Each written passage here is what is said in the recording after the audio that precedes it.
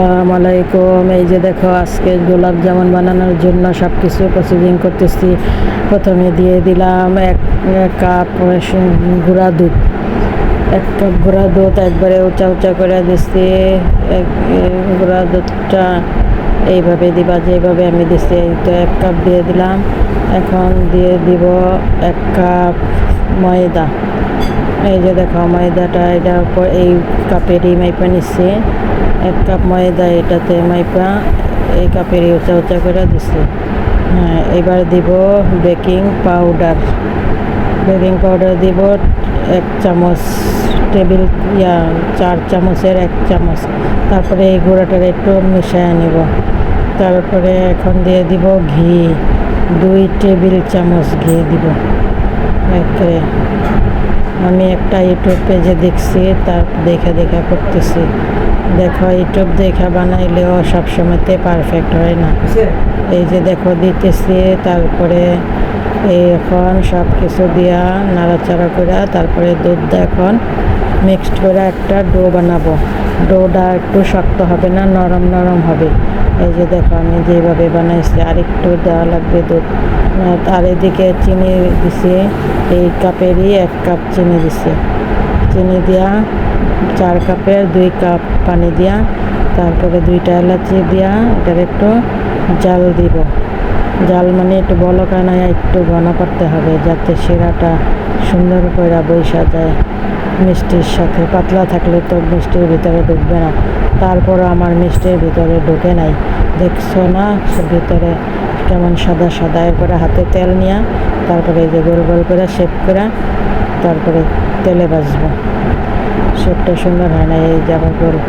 ছেলে বলতেছে গোল, আমি এবার একটু লম্বা করে বানাইছি। গোলাপ জামুন তো থাকে, কালো জামগুলি থাকে লম্বা লম্বা। আমার ছেলে বলতেছে গোল বানাও। যেখানে তেল মিডিয়ামে মাত্র দিছি তেলটা, তারপরে দিয়ে দিছি মিষ্টিগুলি। এখন এপিট ওপিট করে হালকা জালে ভেজে নেব, যাতে ভিতরে কাঁচা না থাকে। এরকমভাবে ভাজবো যাতে কাঁচা না থাকে। সুন্দর করে হালকা হালকা জালে ভাজতে হবে। বেশি জাল দিলে পুড়া যাবে, ভিতরে কাঁচা থাকবে। সেইভাবে একেবারে মিডিয়াম। দেখো আমার জাল একবারে কম। তারপরে যে তুল্লা ফেলাইতেছে, ভিতরে দেখে পুড়া যেতেছে। হালকা হালকাভাবে এখন উঠা রাখছি, তারপরে আরেক খোলা দিচ্ছি।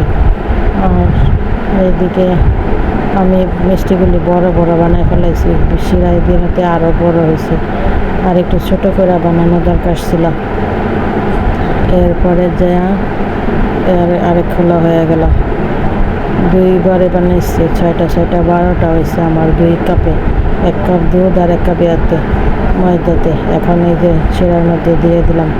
এটাকে দিয়া ঢাকা রাখছি আধা ঘন্টা। ডাকার পরে আমার ছেলে খাইতে চাইতেছে, তখনই খাওয়াই ফেলাইছি।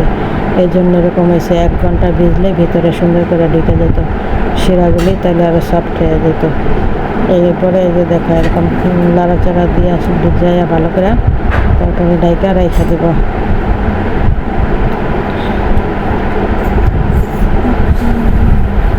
ভালো করে শিরার মধ্যে রাখতে পারতেছি না, আর একটু বেশি শিরা দরকার ছিল, শিরার একটু কম হয়েছে। এই যে দেখো ফাইনালি আমার মিষ্টি।